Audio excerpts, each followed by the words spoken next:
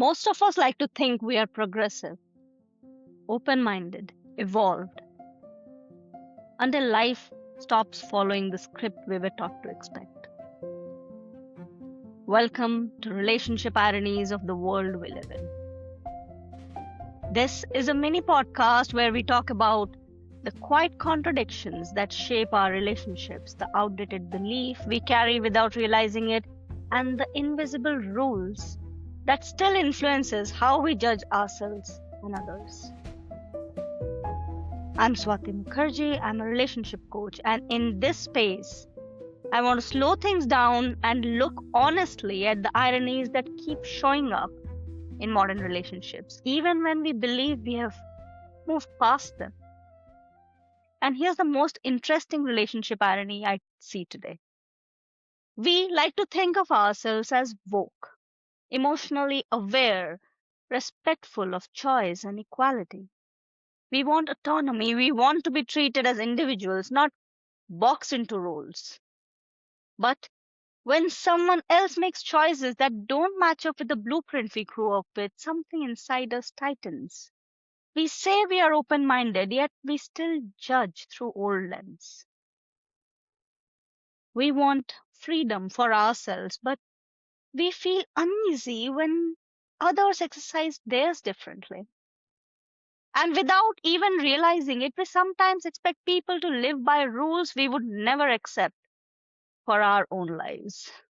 They show up everywhere in dating, in marriage, in gender roles, in expectations around who should want what and by when. I saw this clearly in a conversation I recently had with someone close to me. We were talking casually about relationships and marriage, and she said she was surprised by how many women today are rejecting men, choosing to stay unmarried, choosing a different kind of life. What stood out wasn't just what she said, it was the tone. There was an assumption that something had gone wrong, that this shift was worrying, that women choosing differently somehow meant society was failing. And I remember thinking, why does that feel so threatening? Not very long ago, women didn't really have a choice. Marriage was survival.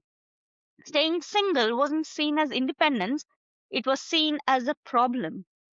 Today, women have options. They can choose partnership, they can choose solitude, they can choose later or not at all. And yet, when they exercise that choice, it's often framed as rejection, as rebellion, as something suspicious, not as autonomy. Here's the irony. We say we want conscious relationships, equal partnerships, mutual respect, but we're still carrying old ideas about gender, marriage, and worth. Ideas that were absorbed long before we ever questioned them. So even as our language evolves, our conditioning lags behind. We want to be chosen, but we struggle to accept that choice also includes the right to say no. And this doesn't just apply to women, it applies to all of us.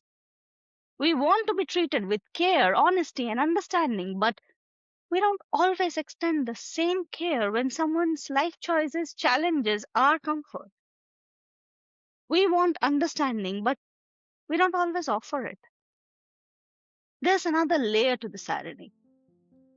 We don't just hold outdated expectations of others, we hold them against ourselves too.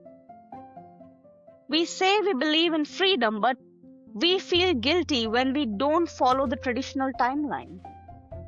We say there is no single right way to live, yet we quietly judge ourselves for not ticking the familiar boxes.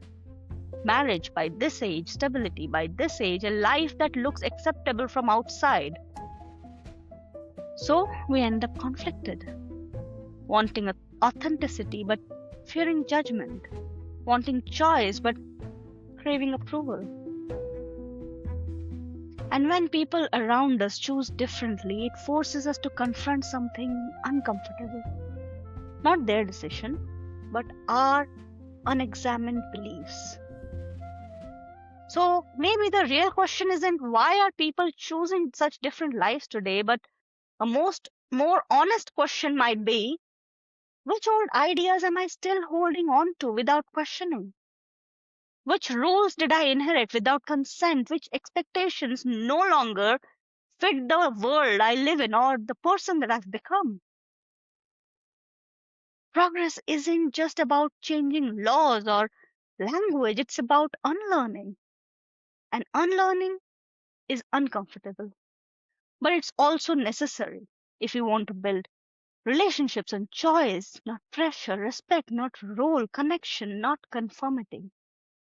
Because being truly evolved isn't about saying the right things.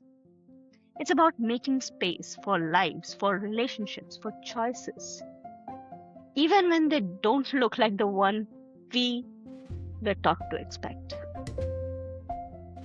And that's another relationship irony worth sitting with.